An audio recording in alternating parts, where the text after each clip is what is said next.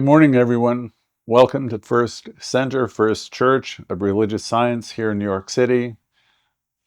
Today, we're going to be talking about Chapter 2 from our textbook.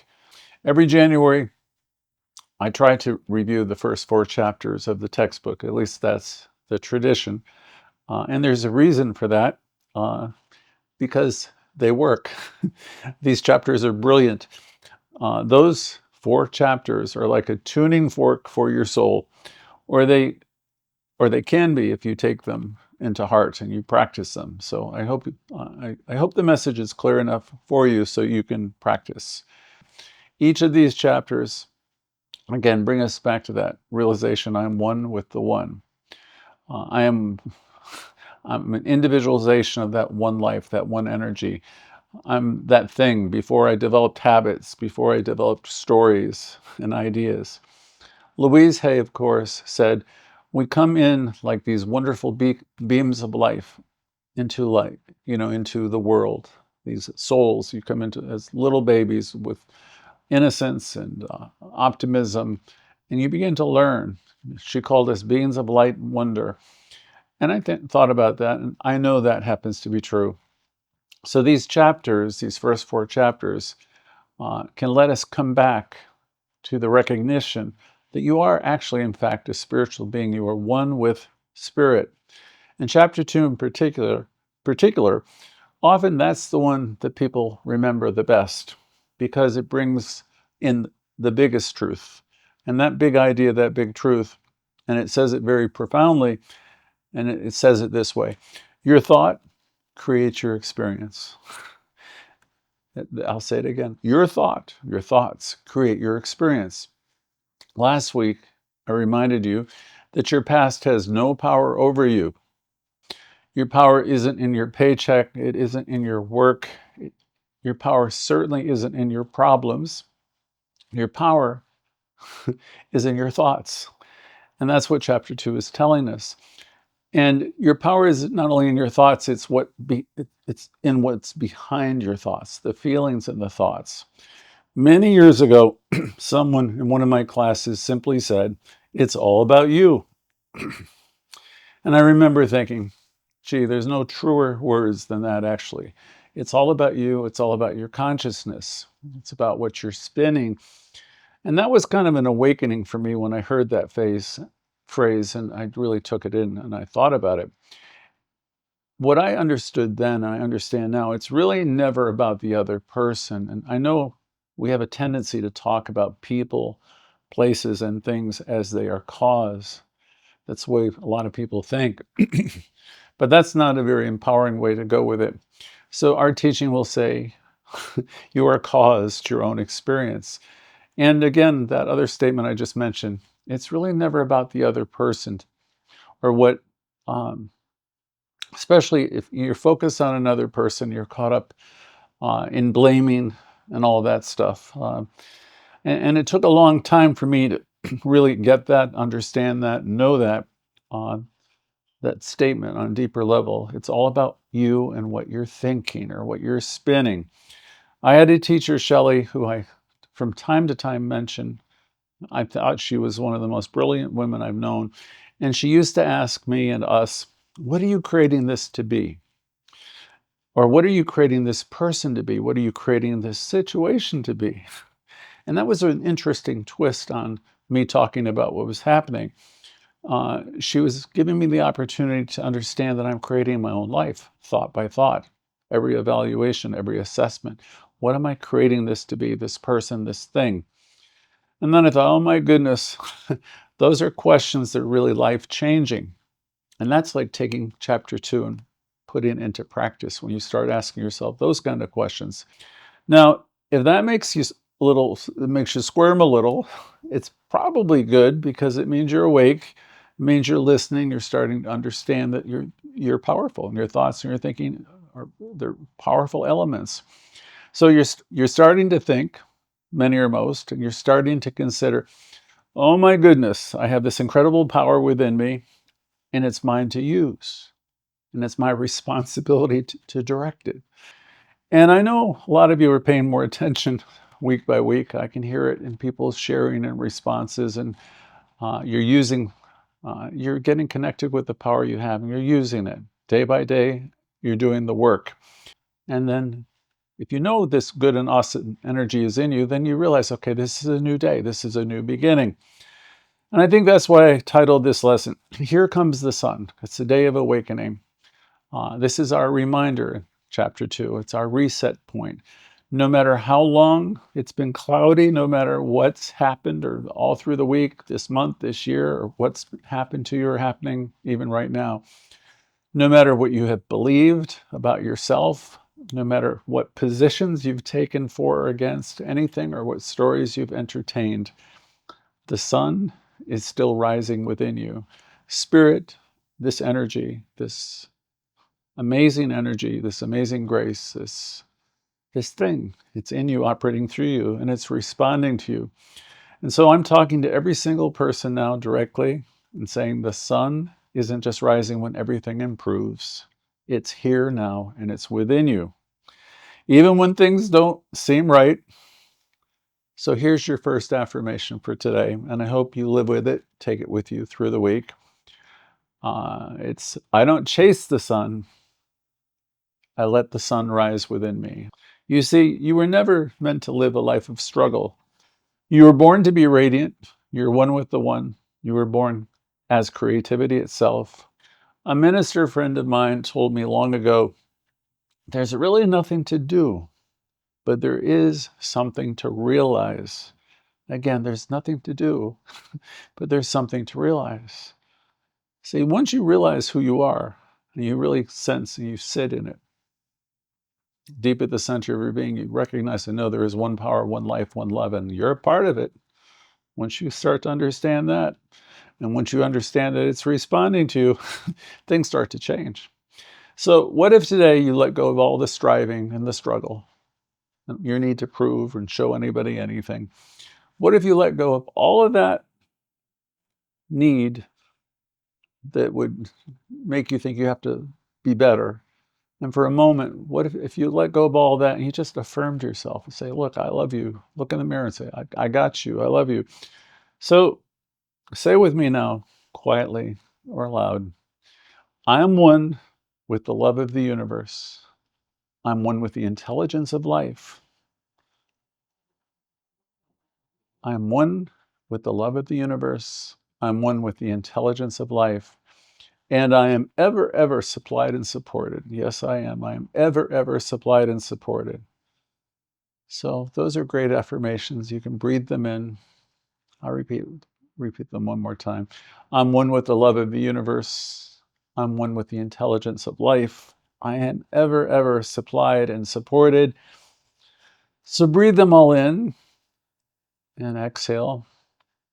And before we move on to my next section, let me offer you something timeless, an old Sanskrit poem that speaks beautifully to what this morning is all about. I remember hearing this every day for several years. We called it the Sanskrit poem. It's been called the Sanskrit proverb. It's been called Salutation to the Dawn. And it starts out this way. Look to this day, for it is life, the very life of life. In its brief course lies everything, all the verities, the truths, and realities of your existence. In this day, there is the bliss of growth, the glory of action, the splendor of beauty. For yesterday is but a dream, and tomorrow is only a vision. But today, well lived, makes every yesterday a dream of happiness, and every tomorrow a vision of hope. Look well, therefore, to this day. I've always thought that was beautiful. And so let's move into our next section for chapter 2.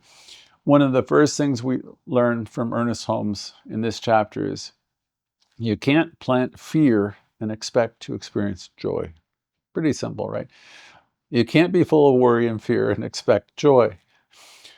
You can't have a bunch of judgments and expect peace.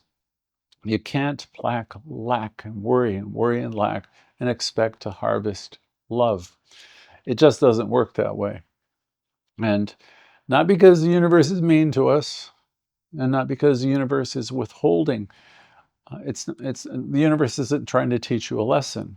It doesn't work because the law that we talk about in chapter 2 is precise. The law that we talk about in this chapter is exacting. It's like a mirror. It's like gravity. It's like math. Okay? This is one of the most tender and powerful truths that we can learn in this chapter. Life is like a mirror, and it's going to reflect back to the thinker what he or she is thinking into it. I know you all know that one. But these are the fundamentals, so I'm giving them to you in such a way I hope you all can take them in. Life is like a mirror, and it will reflect back to you the thinker, what he or she is thinking into it. Now, that makes me pause, because assuming that's true, and I believe it is, it changes everything. It means this isn't just about what we want to manifest or demonstrate. It's about what we're actually planting all day long with our thoughts, day after day, hour after hour, thought after thought. Now, yes, we've used this metaphor before, but I want you to try to hear it a little differently today, because planting isn't just a Sunday morning decision. It's not what you wrote in your journal after the 1st of January. Planting is like what you are watering when no one is looking. It's like what you're thinking tonight while you're watching TV or by yourself. That's all planting, those thoughts, when nobody's watching. It's that quiet repetition, that internal dialogue. Maybe it's an idea like, nobody listens, they don't listen to me anymore. Or I'll never have enough. I had my chance, it's too late for me. See, any of that type of thinking, that's planting. We want to be careful what we plant. And we're planting it into soil, what we call the fertile soil. We're planting it into the law. And the law, as we understand it in this chapter, isn't going to argue with you. It's not going to say, as you saying, I'm not, look, it's too late for me, I've really messed up. The law is not going to ask, are you sure? it's going to say, okay. The law is neutral. The law is faithful. The law will grow weeds just as fast as it will grow wildflowers. And so the tricky part is it usually grows them underground, it grows them in the dark, it grows them in silence. All that repetitive thought that's not life-giving. It's sprouting roots. It's going to manifest, and you can interrupt the process, as most of you know. It grows underground, it grows in the dark, it grows in the silence, where you can't see what's happening until you can't unsee it anymore. So that's the power you have with your thinking. And you might ask, why am I anxious all the time? Why do I keep getting that same kind of relationship? Why do I always feel like I'm behind? Now, these are harvest questions, because if we trace it back without shame or anything, but with love, you're going to always find the seeds. So paying attention to that conversation is important. And if we're doing that type of thing, we want to dig up those weeds. We want to we want to identify them, and we want to trade in the lesser for the greater. So here's the grace in all this this line of conversation. You don't have to go back and unplant every fearful thought that you've ever had. That's not necessary.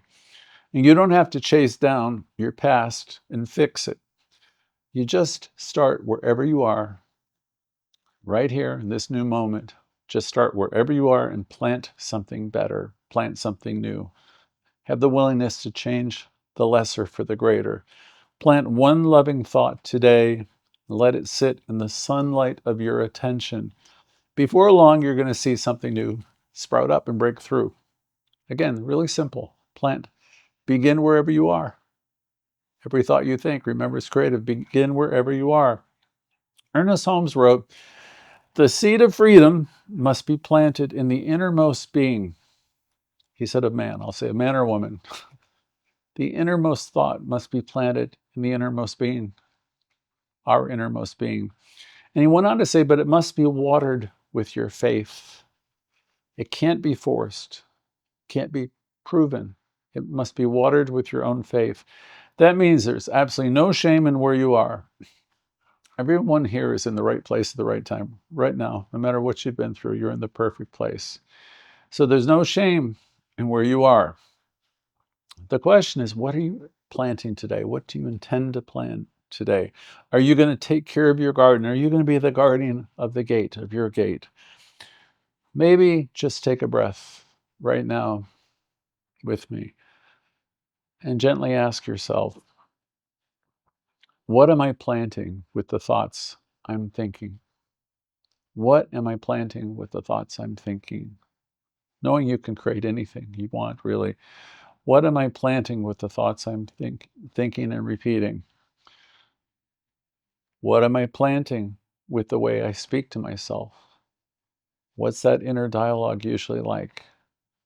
And if it's not too nice, today would be a good idea to consider making an affirmation to yourself. I'm going to bring all that up to a higher place. What am I planting with the stories that I keep repeating and I keep telling? And here's the thing, you don't have to fix it all today. You just have to become a little bit more aware, a little bit more conscious that you're in fact sowing ideas and thoughts, and they're so powerful. So we're not bringing this to your awareness to fix. It's just to have more conscious awareness of what we're doing. Let me give you another, I'll call it an earworm to carry it. Don't curse the garden, change the seed. I like that one. I found that one. Don't curse the garden, change the seed. Say it with me if you'd like.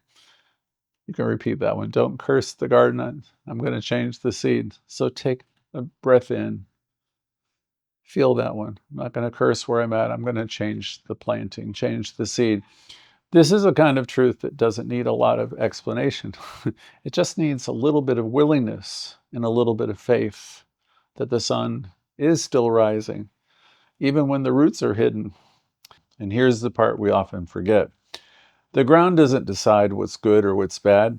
It doesn't make moral choices for us. It doesn't keep score either. It doesn't reward and it doesn't punish. It simply says yes. That's it.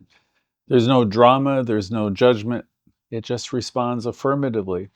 This is one of the most misunderstood points in our teaching.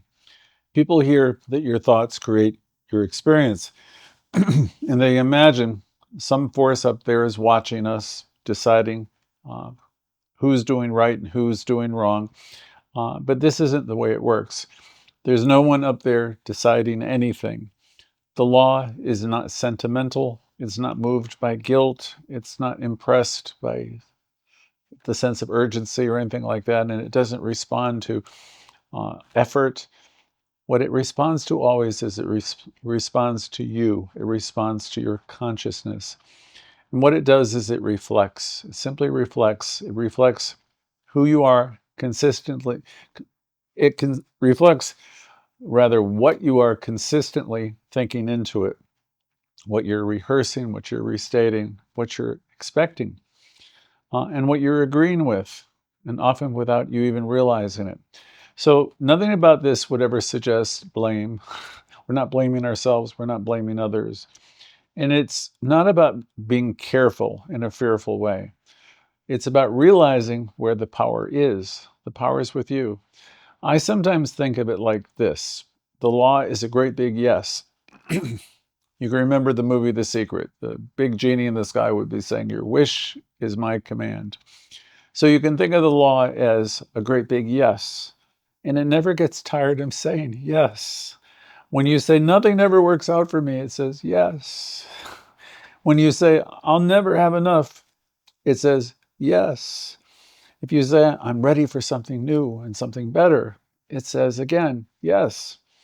Not because it's necessarily trying to help us, not because it's trying to harm us either, but because the law is the law and it's faithful. And here's the great news, the good news in that. It's faithful to the fearful thought, and it's just as faithful to the loving one. Please understand that. It responds to thoughts of limitation just the way it responds to fully expansive thoughts. It doesn't judge your choices either. It amplifies your choices. And that's what actually makes this whole thing sacred, if you will, because it means you're not waiting on a sign from outside yourself, looking for a sign or for a star or something. Here's the thing to understand. You are an individualization of this energy. You are the sign. You are the sign. You are the one who's broadcasting. God in you, as you, is you. You are the one who's broadcasting. You are the sign. So you're setting the thing in motion. The thing itself, it's in you. You're setting it in motion. Now, that might sound like a lot or confronting at first, but listen carefully. This is not about being at fault. This is about having complete freedom in your own life. There's nothing being done to you. I refuse to be offended. You hear that in different lessons. There's nothing being done to you. Life is happening through you. And once you start to understand that, you don't feel smaller, I promise you. You feel bigger and you feel stronger. Now, here's where it becomes real. Most of what we're planting day by day isn't dramatic. And it isn't usually one great thought we choose on purpose.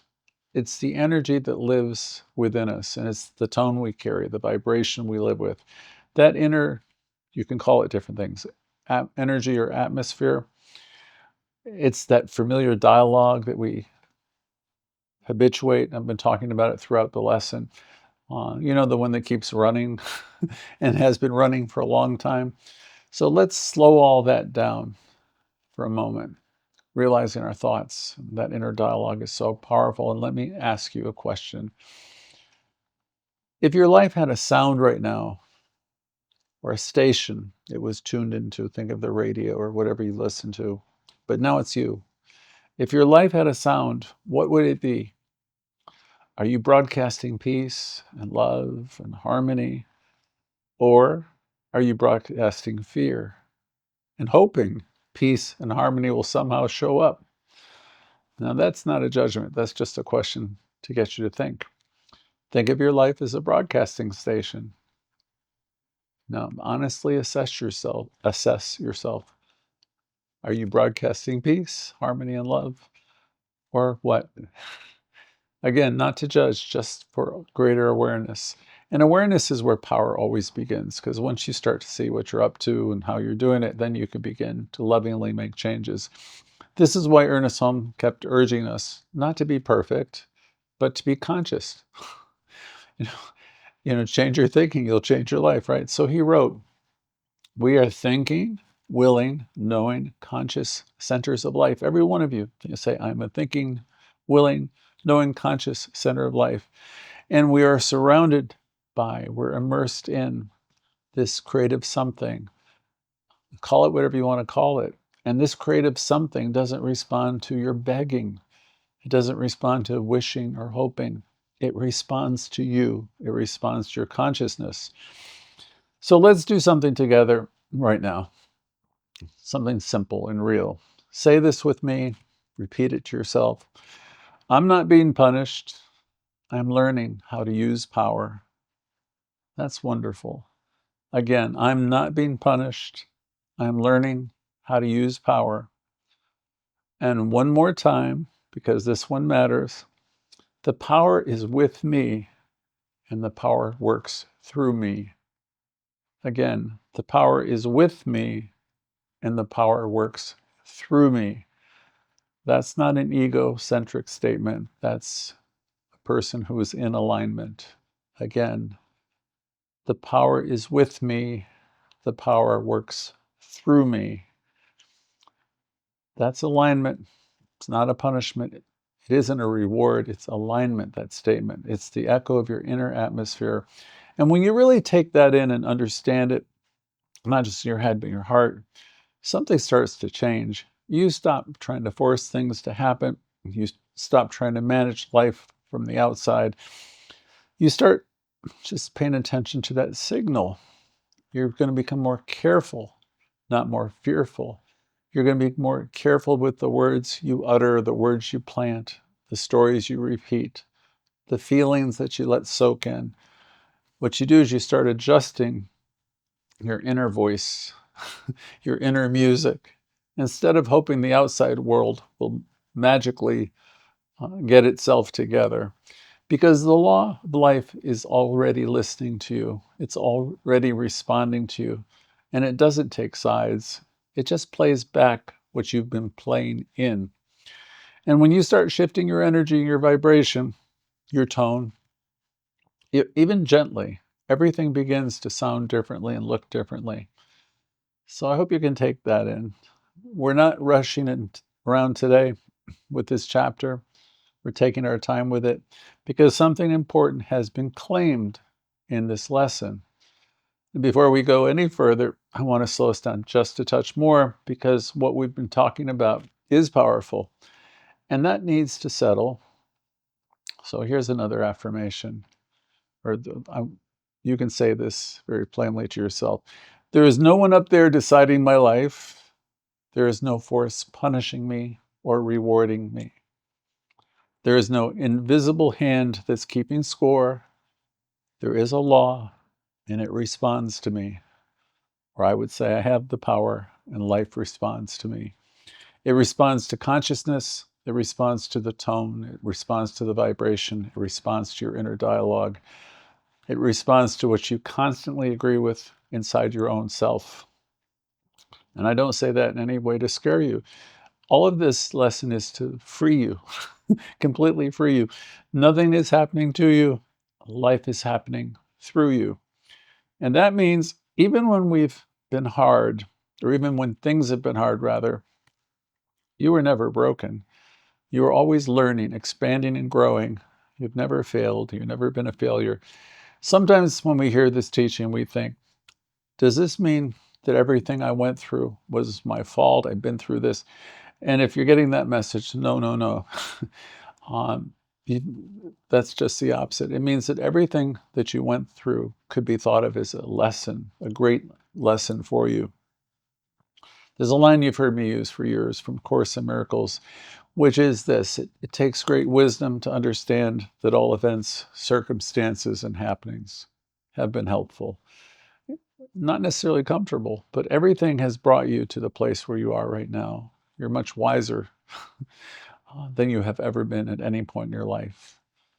You know, you've gone through a lot, you've learned a lot. So everything has been helpful. When we look back at our lives just a little distance, we can often see it. Through the relationships that didn't work out, the doors that were closed, the seasons that maybe from time to time humbled us. From inside at the time, it probably felt painful. But from here, from a distance, we can see sometimes how it was helpful and how it was necessary. Not because life was cruel, but because life is always moving forward. One of my teachers, Dr. Bill, used to say, think of life as a big schoolhouse, and we're here as spiritual beings to learn and to grow and to evolve. That doesn't mean we approve of suffering. It means that we don't waste those moments where things were tough.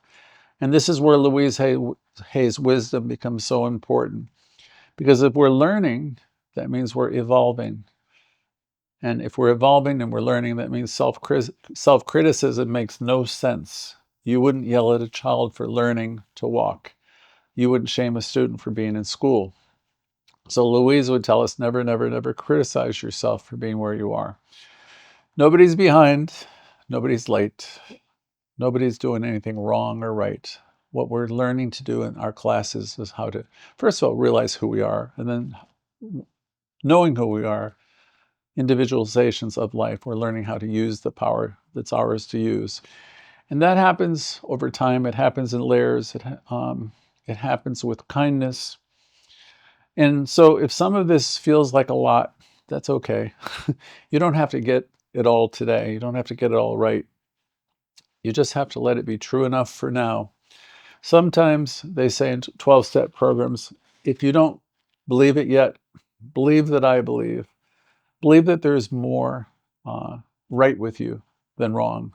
Believe that life is moving through you. The life that's moving through you is intelligent and wonderful. Believe that your awareness is ever expanding, even when it's uncomfortable. Believe that you're in the right place at the right time, learning the right thing. And above all, believe this: you're not alone in this process. Life itself is evolving in you, through you, and as you. So please take a breath in with me. If it feels right, you could close your eyes for a moment. Let your shoulders soften. Take again another deep breath. And know with me, I remember that there is one life, one presence, one creative intelligence right here, right now. I know this life is not holding back. It's not withholding. It's not judging. It is responding. And so today I accept the truth that sets me free. The power isn't out there. The power is within me. The power works through me. So I choose peace. I choose trust. I choose love. I choose wholeness. I release the story, the old stories. I just release it all and I stop rehearsing fear and I decide to plant better seeds, new seeds. And I know that the law is saying yes, yes, yes, faithfully, beautifully, without exception. Yes to healing, yes to light, yes to life, yes to now. And I let the sun rise in me. I don't chase the sun. I let it rise within me. I invite it. And so it is. Thank you. And friends, let's take a breath collectively, in and out. As we come back together, let me say this. Um, you don't have to master this teaching to begin to practice it. And you don't have to do it in a week. You just begin wherever you are. You practice by choosing again, by choosing differently, by never making the commitment to stop criticizing yourself or others. You practice changing thought by thought, seed by seed. You practice by setting the tone, your energy. And when you forget, you remember again. Remembering and forgetting. It's the game that we play. But know that we're all moving forward. This is not a failure. You're in the perfect place, perfect time moving forward. What this is, through this lesson, we learn a little bit more about spiritual maturity. And now, before we open up the call to all of you, I want to welcome anyone, and I want to welcome anybody who might be new, listening anywhere and everywhere. If you found us on our Zoom today, welcome. If you're watching later, welcome. Please like us, subscribe on YouTube. That helps a lot. We get your compliments. We really appreciate all your positive feedback. It helps us a lot. And I'm glad you're all here. At First Center, First Church, we teach you that your inner life matters. Your consciousness is really the most important thing. And most of all, you can begin again right here, right now. So here's what I'd like to do for today, and it connects directly to the lesson. In the chat or when you share, mention one thing or write one thing, what seed you intend to plant today, this week, just one. Maybe it's I'm choosing peace. Maybe it's I'm choosing fear, or I'm choosing to release fear, or I'm learning to trust. One sentence, one thought, or share them when you share. That's it. So let's open it up. Again, my thanks. I'm going to turn the cameras over to Jimmy, and thank you all.